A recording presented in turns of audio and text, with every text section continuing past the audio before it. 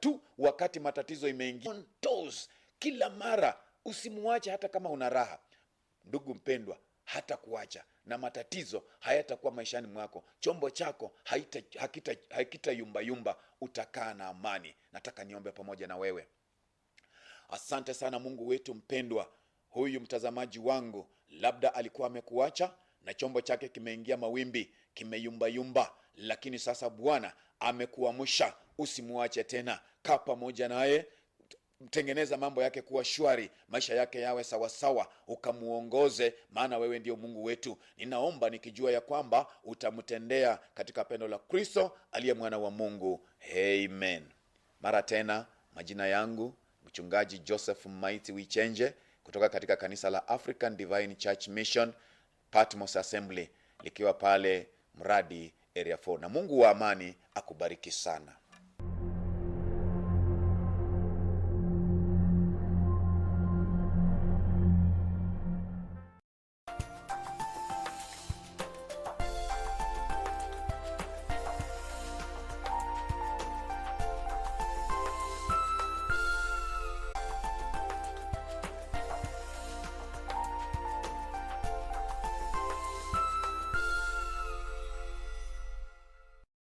Tonight on KBC Channel 1.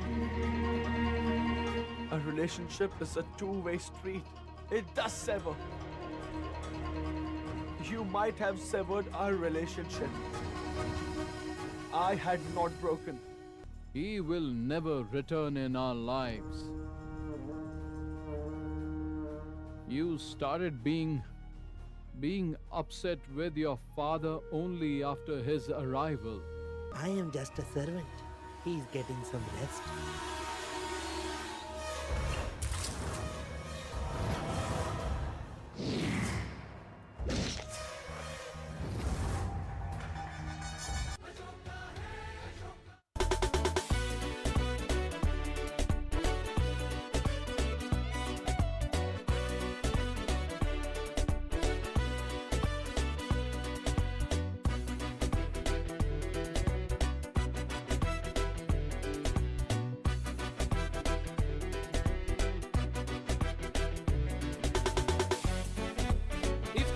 FM Ilaiska Umada.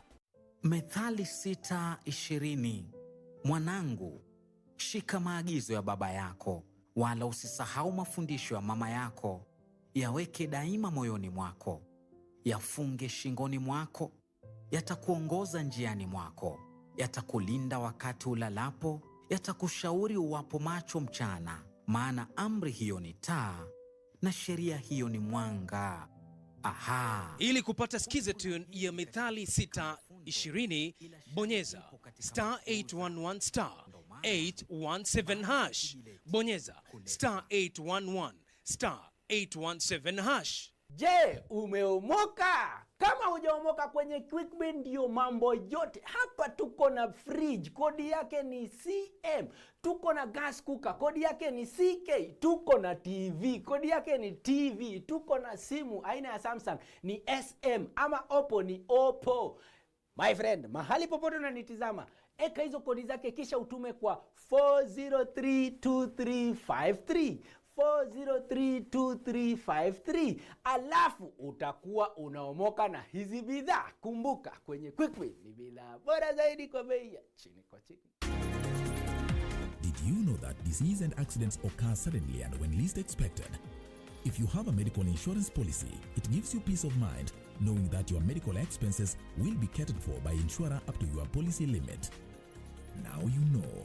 IRA, promoting insurance, protecting the insured.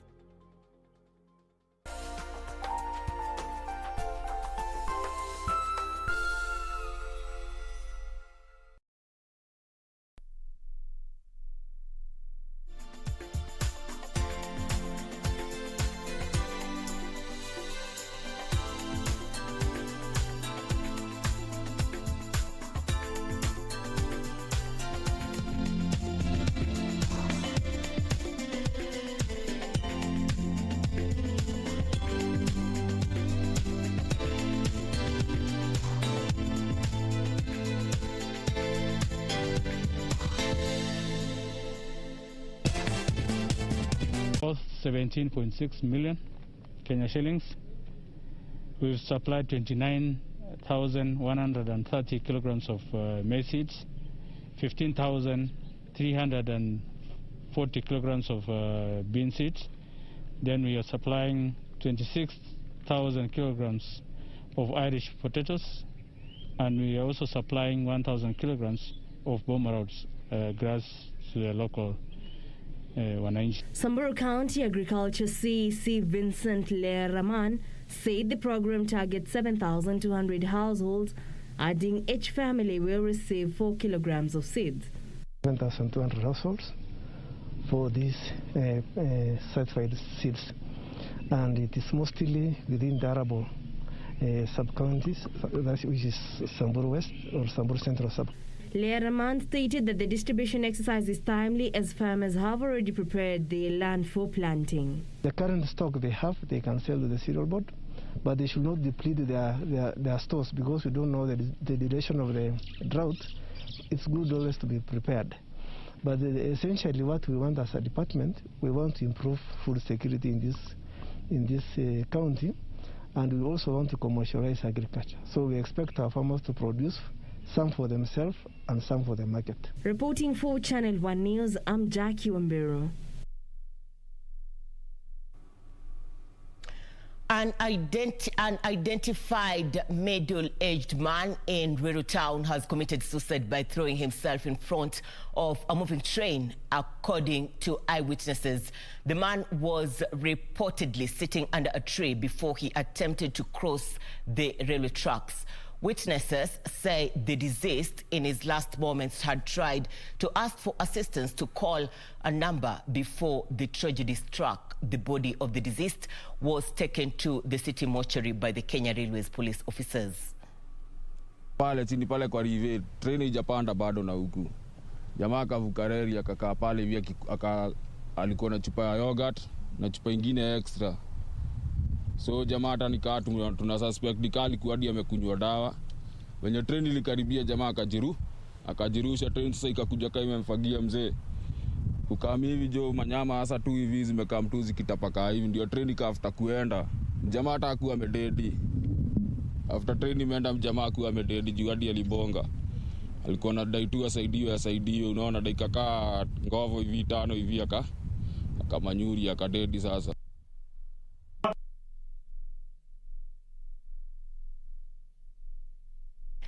You are watching Channel 1 Lunchtime News. We do appreciate your company. Gerald Simeo, you say you are watching from Taita Taveta. Wankaka, you're saying you're watching from Kurusoi. More acknowledgements from Florence Kamende. He's saying you're watching from Kibra. We do appreciate your company. We are taking a short break. We'll be back with more making headlines locally and across the borders. Stay with us.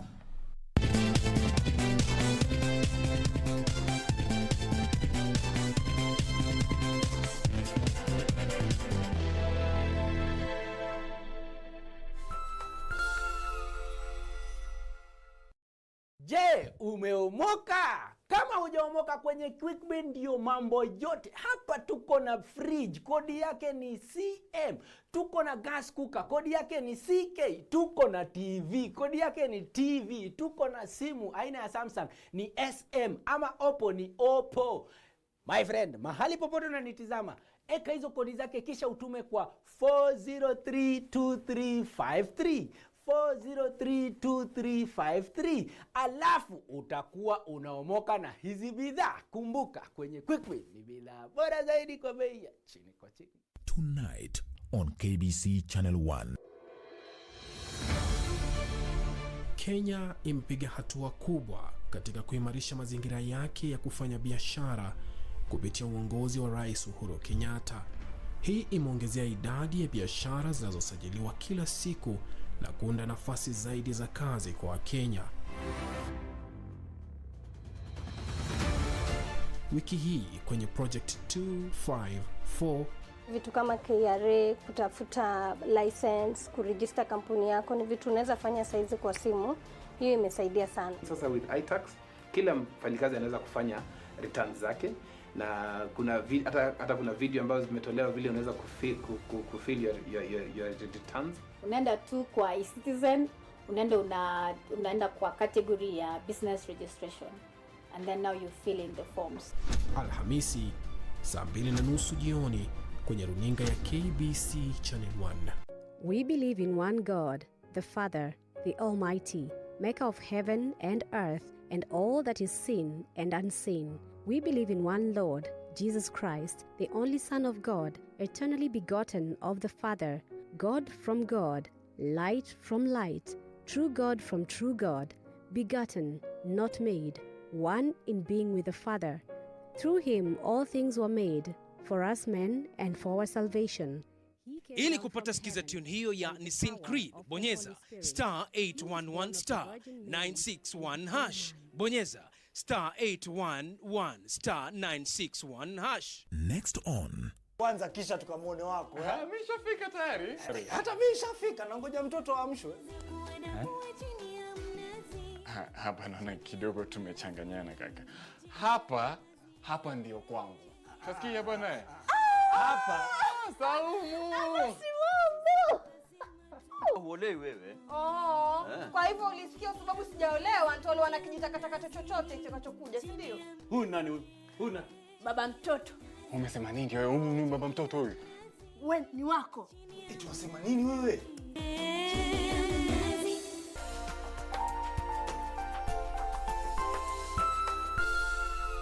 Next on.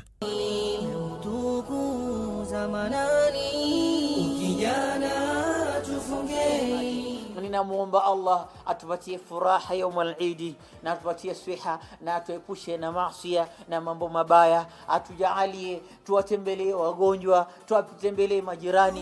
Every time you come around, you breathe life into my soul. Hizo neema ambazo Muislamu amejaliwa ndani ya siku ya Eid, na pia sunna zake ambazo Muislamu amejaliwa.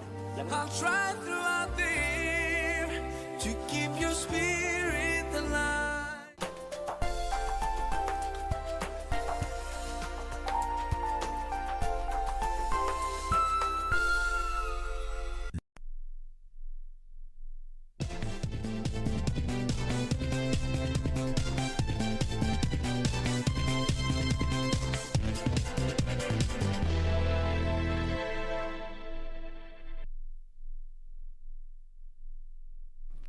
Thank you for staying with us. Welcome back. This is Channel 1 Lunchtime News. Division has continued to rock the Kenya National Union of Nurses, with a section of union members now threatening to sign a petition rejecting the re-election of the Union Secretary General and other branch officials. The nurses are alleging dictatorship and imposition of leaders on the union, saying that all current officials do not represent their interests. A section of members of the Kenya National Union of Nurses has written to the Registrar of Trade Unions protesting the elections of the union's branch and national officials. Resolutions are being made on the way forward, and as we hope and pray that the courts of this land shall hear and listen to us as we petition that these elections be overturned and we have a credible, fair and a soft election. They say the union's current leadership was handpicked, noting that it is time for them to elect the leaders they want. But we are saddened because none of the national elections were elected by members. Kenya National Union of Nurses boasts a membership of over 27,000 nurses in the mainstream employment, that is the government employment cycle. None of us elected the national leaders. Members in the nursing profession are educated, and they are going to take back the union to its lost glory. The disgruntled nurses say they are opposed to the move by the union to detach itself from the Central Organization of Trade Unions. As a union, we have been de-affiliated from a labor affiliation, that is the COTU. We are now no longer under the affiliate of COTU. And we are appealing, and we shall be appealing later on, that this be reviewed. However, we want to say that this is an internal issue.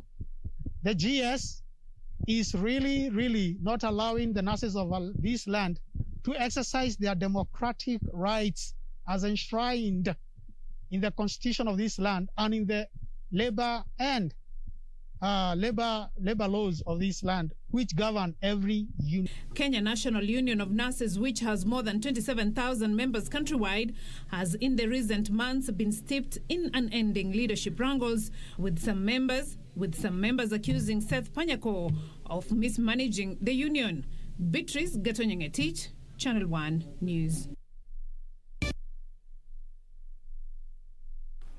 Now we are heading to the county of Kisumu. My colleague Wycliffe Okech is on standby at the KBC Sugar Factory, and he is informing us that 5 Indian nationals are reported to have tested positive for the COVID-19. The 5 are said to have recently traveled from India.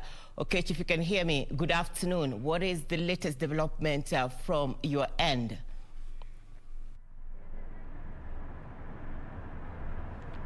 Nerin.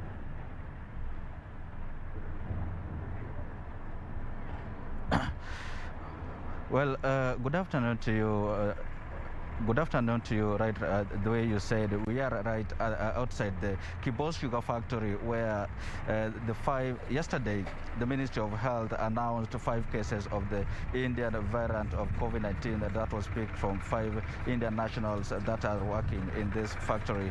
As you can see, just right behind me here, work is ongoing.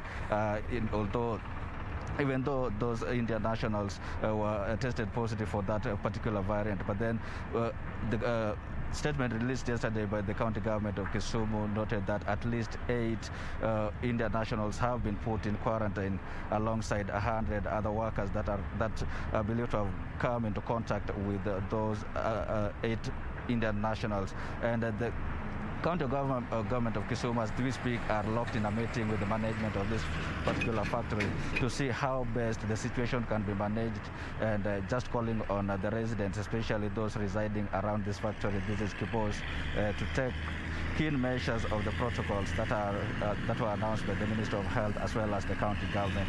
We understand that there are so many workers working at this particular factory in different sections. There is the section for the sugar manufacturing, there is the section for the fertilizer, and again the one for the papers. And those 5 Indian nationals that tested positive for that particular variant were working at the section that deals with the fertilizers, and that means they also work in shifts of 3.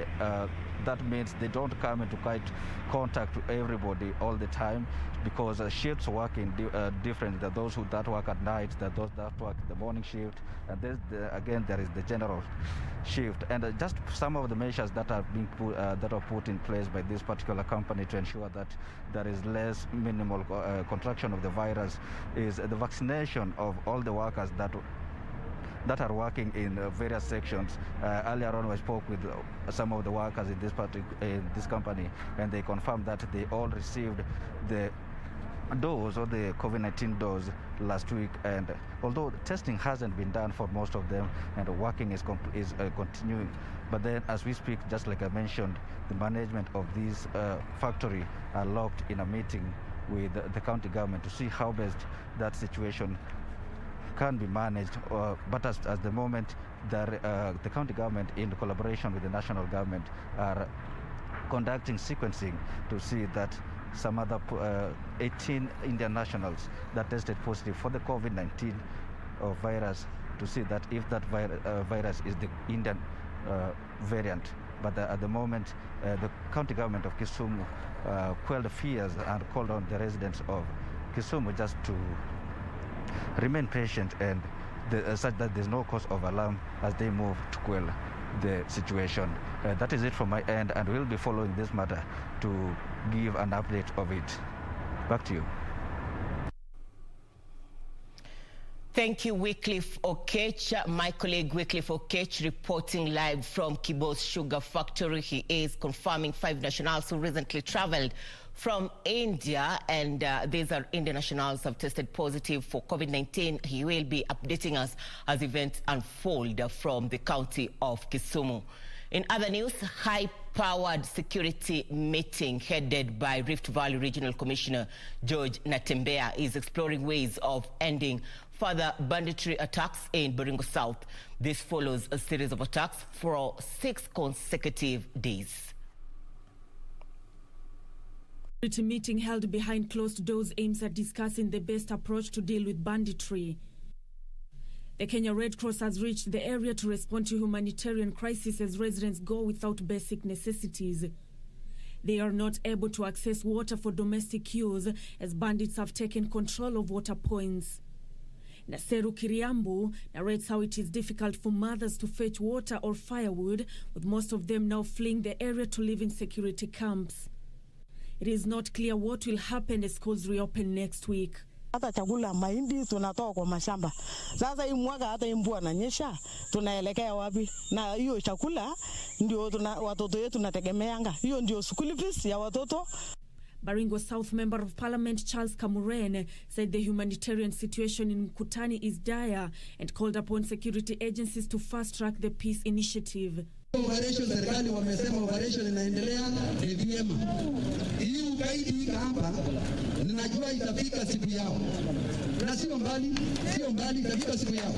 Tension is also high in Kapedo, the border between Turkana and Baringo, after bandits believed to be from Tiati made away with an unknown number of livestock after they raided a village meters away from a GSU camp. Of Namanga town are set to benefit from a reliable water supply following the launch of a water project that draws water from Mount Oro in Kajiado County. For years, the residents have depended on water from Tanzania.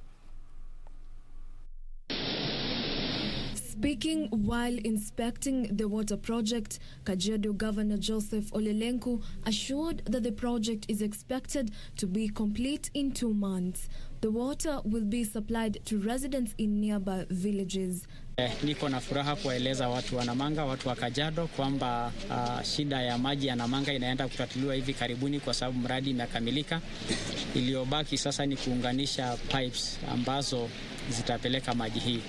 The residents who for years have been grappling with water shortage lauded the initiative, saying it will end the perennial water shortage in the border town.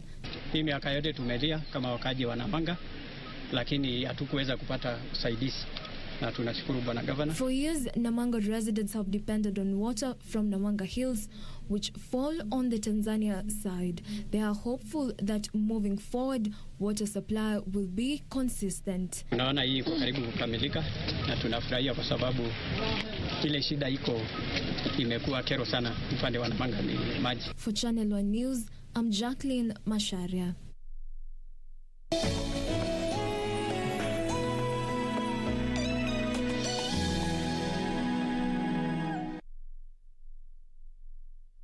Across the borders, the United Kingdom has sent 2 Royal Navy ships to patrol Jersey amid fishing row with France due to blockade of French boats over post-Brexit fishing rights. Fishermen who claim their rights are being unfairly restricted are due to protest at Jersey's port of St. Helier.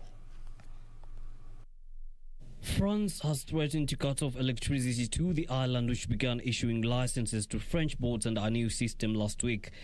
HMS Savan, which is one of the patrol vessels to monitor Jersey waters, has previously been used to shadow Russian Navy warships off the English coast. The other ship used is HMS Tamar, which arrived near Jersey on Thursday morning. On Wednesday night, Prime Minister Boris Johnson pledged his unwavering support for Jersey, the largest Channel island on a Crown dependency located 14 miles off of France, adding that any blockade by French boats will be completely unjustified. Earlier, he held talks with Jersey's Chief Minister John Lafone and Minister of External Affairs Ian Ghost and stressed the urgent need for de-escalation in tensions between Jersey and France.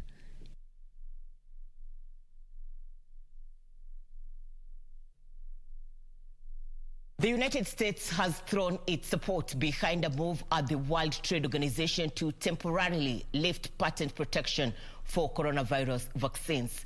India and South Africa proposed the plan, which they said would increase vaccine production around the world.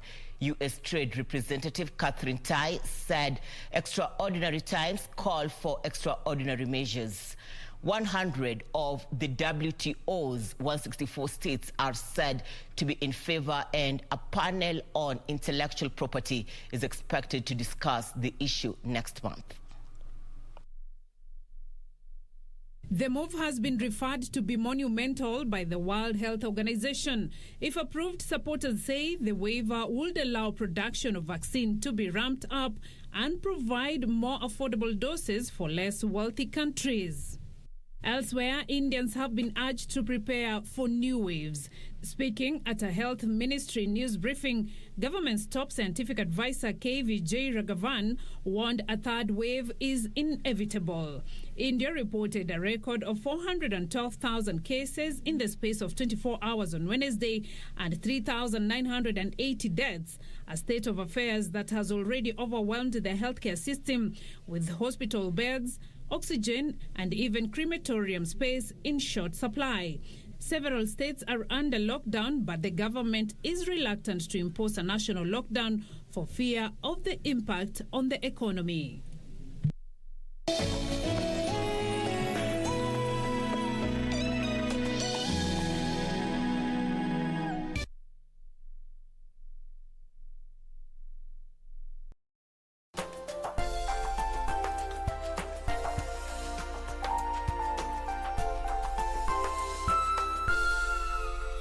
Je, umeomoka? Kama hujaomoka kwenye QuickBin ndio mambo yote. Hapa tuko na fridge, kodi yake ni CM. Tuko na gas cooker, kodi yake ni CK. Tuko na TV, kodi yake ni TV. Tuko na simu aina ya Samsung ni SM, ama Oppo ni Oppo. My friend, mahali popote unanitizama, eka hizo kodi zake kisha utume kwa 4032353. 4032353, alafu utakuwa unaomoka na hizi bidhaa. Kumbuka, kwenye QuickBin ni bidhaa bora zaidi kwa bei ya chini kwa chini.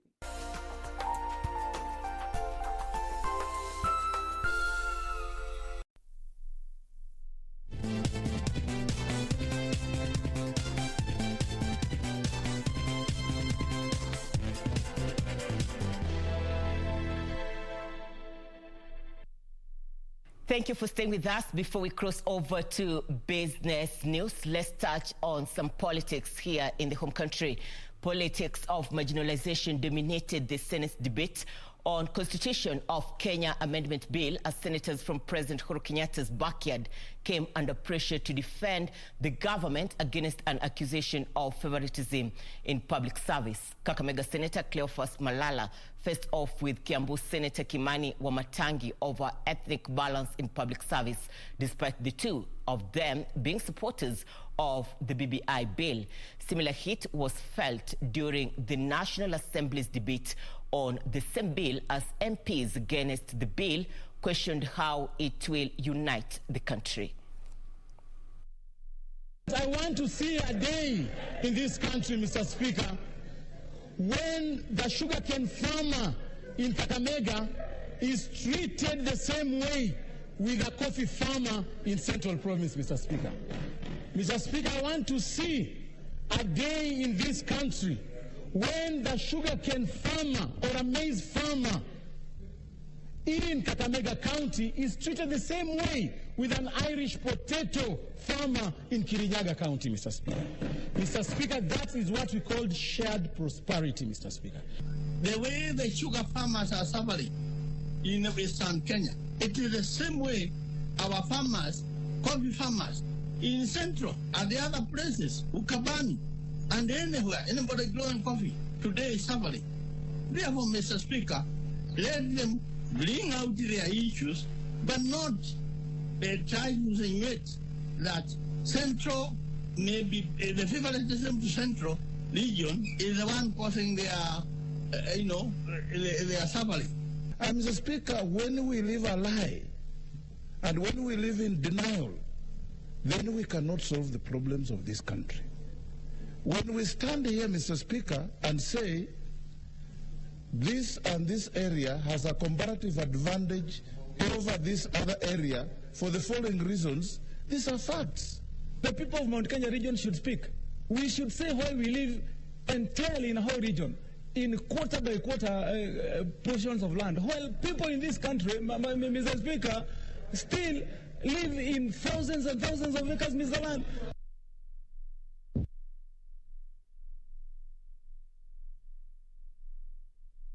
Members of a family in Malindi now claim their lives are in danger after they evicted squatters from their piece of land last Saturday.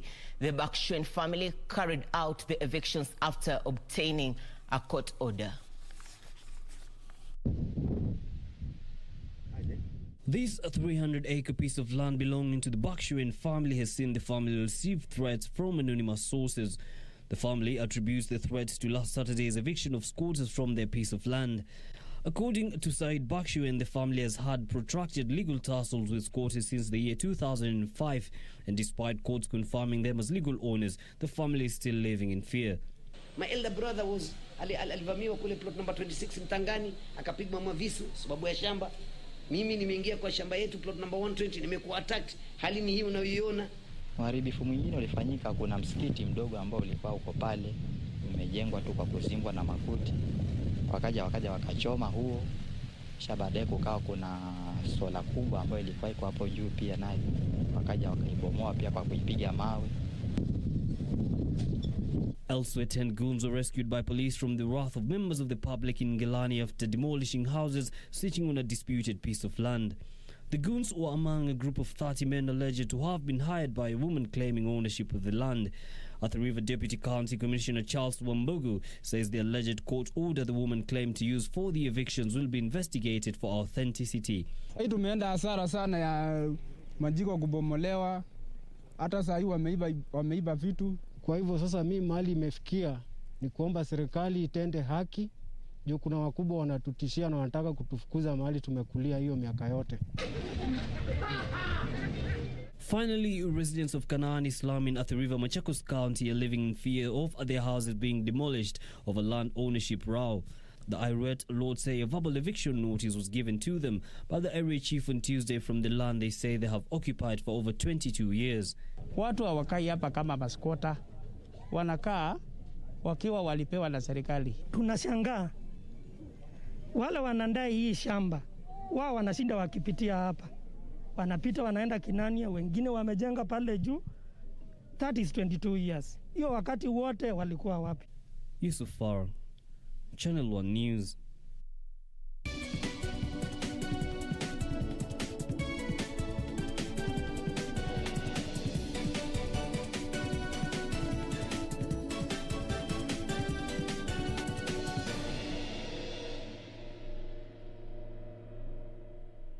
Time for Channel 1 Business News. Kenya has relaxed conditions imposed on maize importation from Tanzania following a presidential directive clearing maize trucks from the Tanzania border points. The Food and Agriculture Authority has reduced the process of getting import papers to a day, with importers required to register with the authority's EMIS system and present a copy of the certificate of registration to the inspector at the border point.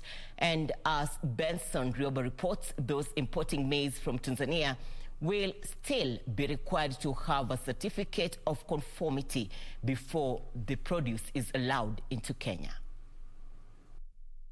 As at of end of March this year, only one importer had made the stringent regulations set by the government to import maize from Tanzania. The rules were put in place by the government after it lifted a blanket ban on maize imports from the neighboring countries on concern of high aflatoxin levels.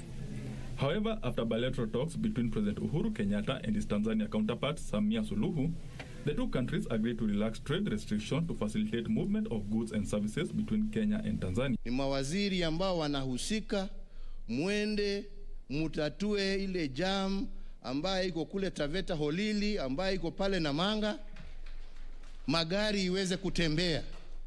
Kama ni certificate za COVID na nini, jameni mawaziri wa afya wakae, wajue vile wanaweza kufanya certificate ikiwa issued Tanzania. Kama mtu amekuwa checked Tanzania, basi hiyo certificate iwe sawa kwa aingie Kenya. na vice versa, ndio watu wafanye biashara zao. The Agriculture and Food Authority now says to fast-track the process, all importers should be registered through a fast IMIS system and present a copy of the certificate of registration to the inspector at the border point.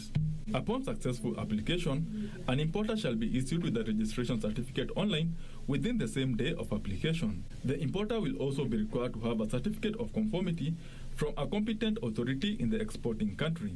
This is to certify the safety of the consignment, and the produce will not be subjected to any further analysis. The announcement has been welcomed by traders who said it will promote seamless trade between the two neighboring countries. Tulikasirika kuona kwamba mahindi zimefungiwa kutoka nchi ya Tanzania. Kwa hivyo tunafurahia sana sasa hivi kuona kwamba rais ameshaongea, mahindi itaingia kwenye Kenya na biashara itaendelea kama kawaida. Shukuru sana kama ile usumbufu ya maofisa ya serikali ambao wako hapa mpakani itaondoka, ili sisi tuwe tunafanya kazi kwa njia nzuri ambayo haina usumbufu. Benson Rioba reporting for Channel 1 Business. Tourism Cabinet Secretary Najib Balala has backed the change of tact by the United States COVID-19 vaccines as it throws its support behind a move at the World Trade Organization to temporarily lift patent protection for coronavirus vaccines. Balala says the move will maximize production and distribution of the vaccines to the global population and reignite travel. India and South Africa were the leading voices in a group of about 60 countries, which for the last 6 months have been trying to get the patents on COVID-19 vaccines set aside. The proposal, which was first introduced before the World Trade Organization last fall, covered patents, industrial designs, copyrights, and protection of trade secrets. However, they have been met with a strong opposition from the US, the UK, and the EU, who are concerned that low and middle income countries were being left out after wealthy nations reached deals with vaccine makers. If approved, proponents say the waiver would allow production of vaccines to be ramped up and provide more affordable doses for less wealthy countries. Tourism Cabinet Secretary Najib Balala has added his voice on the debate, opining that the move will maximize production and distribution of the vaccines to the global population and reignite travel. Developing countries have argued that rules requiring countries to protect patents and other forms of intellectual property are an obstacle to increasing the production of vaccines and other products needed to tackle the COVID-19 pandemic. The head of the World Health Organization, Tedros Adhanom, termed the U.S. decision historic and said it marked a monumental moment in the fight against COVID-19. However, pharmaceutical companies have voiced their opposition, insisting that patents are not the primary obstacle and cautioned that the move could stifle innovation. Currently, wealthy nations account for more than half of nearly 9 billion doses locked up in purchase agreements to date. Regina Manyara reporting for Channel 1 Business. Now, Twitter will henceforth prompt users to review and revise potentially harmful or offensive replies. The social media platform, which has faced criticism over abuse user behavior, tested the latest feature last year. Twitter said the tests showed that prompts reduced the offensive replies. Here are the details of this and other stories from across the globe. The company says it would roll the prompts out to English language accounts using Twitter on Apple and Android. In a blog post, Twitter said they had found that prompts led 34% of people to revise their initial reply or to decide against sending their reply at all. The firm says users composed on average 11% fewer offensive replies after being prompted for the first time. Tech platforms have grappled in recent years with how to police offensive content, abuse and harassment on their platforms. Twitter's most recent statistics for January to June last year show that the platform removed potentially offensive content posted by 1.9 million accounts and suspended 925,700 accounts for violating Twitter rules. Elsewhere, Microsoft has added several new features to Teams designed to support educators and students in creating a holistic learning environment for the next chapter of education. Among others, the new features will provide for personalized learning for each and every student, organize the online classroom experience, and make assignments more engaging, organized and fun. The new features also allow teachers to better understand students' engagement and emotional well-being while also encouraging class participation during synchronous learning for better hybrid and remote classes. According to Barbara Holzapfel, Microsoft Vice President for Education, the new tools and updates are designed to support the 5 key areas that help teachers create a holistic learning environment and move education forward. Finally, Asian shares rose on Thursday and commodity prices held near multi-year highs as investors switched to cycle course amid hopes of a strong economic recovery, while the Australian dollar fell after China said it would end economic dialogue with Canberra. MSCI's broadcast index of Asia-Pacific shares outside Japan rose 0.25%, and Japan's Nikkei jumped 1.8% as it reopened after a 5-day holiday. Chinese shares also resuming trade for the first time since last week were mixed in early trade, with the Shanghai Composite of 0.45% and CSI 300 down 0.2%.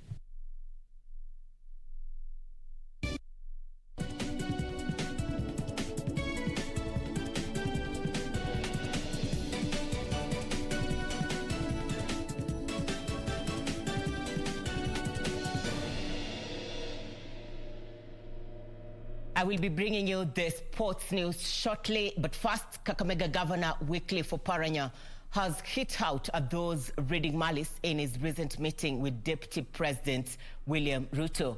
Oparanya has cautioned his rivals against spreading negative propaganda, citing that he has remained transparent to his ODM party leader about the objective of the meeting.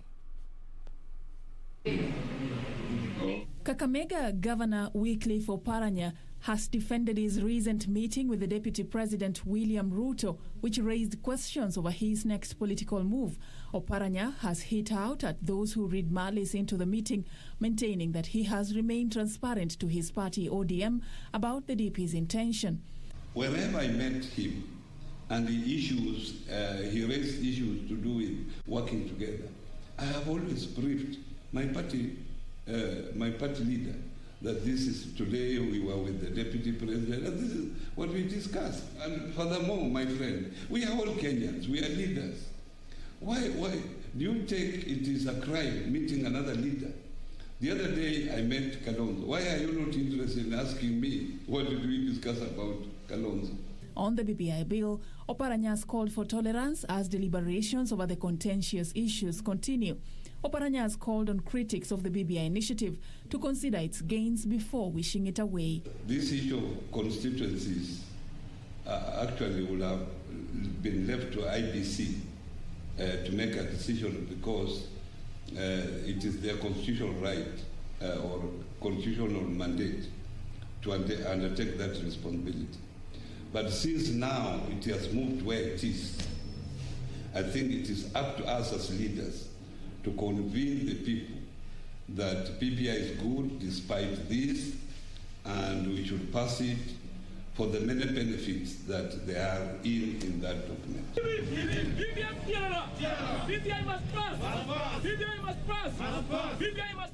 Meanwhile, a section of youth from Western Region want Parliament to unanimously pass the BBI bill. The group say they will not allow their leaders to sabotage the amendment bill, which they claim will solve many challenges young people are facing.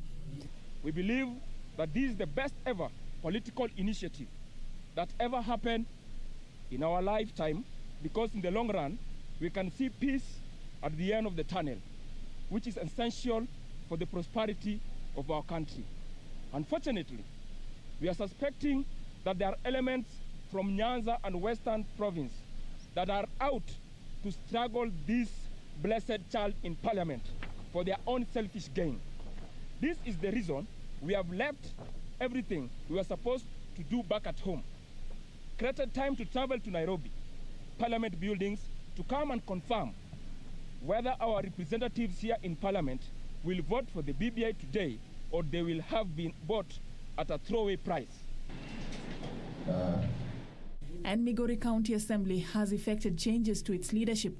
Under the new changes announced by the Speaker Boaz Okoth, South Sakwa MCA Ouma Ngoro has been ousted as the majority leader, to be replaced by East Sakwa MCA Nestro Yowio, while South Kamagambo MCA Kevin Skeke, who served as the majority whip, has been replaced with East Kamagambo MCA Shadrack Nyawade. For me, I wish them well, but I think I'm not going to compromise on my rights, regardless of whatever position somebody takes. Particularly as members of ODM, we sat together and resolved that we had to make some particular pertinent changes, though painful they may be to members that were there before. But as a team, we wanted to move ahead, forge for the period that remains, that is very short, to ensure that the service delivered to our people is ensured. Reporting for Channel 1 News, I'm Safin Aching Ouma.